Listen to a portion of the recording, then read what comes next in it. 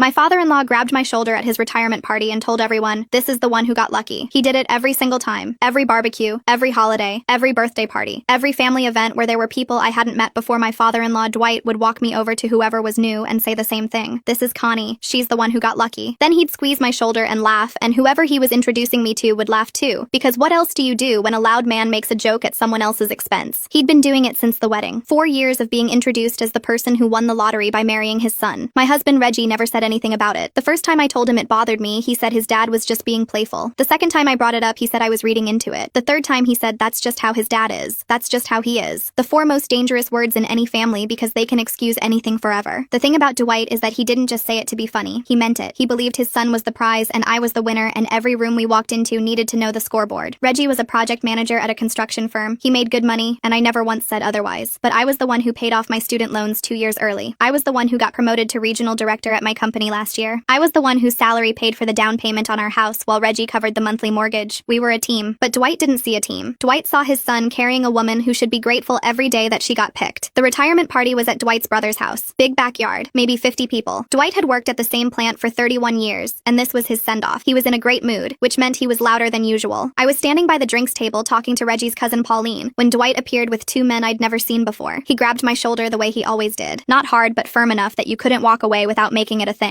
"Gentlemen, this is Connie. She's the one who got lucky." The 2 men smiled politely. One of them said, "Nice to meet you." Dwight kept going because tonight was his night and he had a bigger audience than usual. I tell her all the time, my son could have had anybody. Doctors, lawyers. He picked her, and she knows it. He said she knows it while looking right at me, like I was supposed to nod, like I was supposed to agree in front of strangers that I was the lesser half of my own marriage. Pauline looked at her drink. The 2 men looked uncomfortable. I had a choice. I could smile the way I'd smiled for 4 years and let it go, or I could stop smiling. I stopped smiling. "Dwight, can I ask you something?" He still had his hand on my shoulder. He was grinning because he figured I was going to play along the way I always played along. "You've been introducing me like that for 4 years, every single event, so I want to make sure I understand what you mean." His grin got a little smaller. "It's a joke, Connie. Lighten up." I didn't lighten up. "You said your son could have had anybody. Doctors, lawyers, but he picked me. So what I'm hearing is that I'm the worst option who got the best deal." The 2 men took a step back. Pauline looked up from her drink. Dwight dropped his hand off my shoulder. "I didn't say worst option. I said he could have had anybody." "Right. And he chose me, which in your version means I got lucky. Not that he got lucky. Not that we both did. Just me." Dwight's face shifted from amused to annoyed. "You're making a big thing out of nothing." I kept my voice even. "I make more money than your son. I paid the down payment on our house. I put myself through school with no help from anyone. And every time you introduce me to a new person, you tell them I'm the one who got lucky, like I showed up to this family with nothing. And your son did me a favor by letting me in. So I need you to stop." Dwight looked around for Reggie the way he always looked for Reggie when he wanted backup. Reggie was standing about 10 feet away. He'd heard everything. Dwight waited for his son to come over and smooth it out. To listen to the full story, click the related video.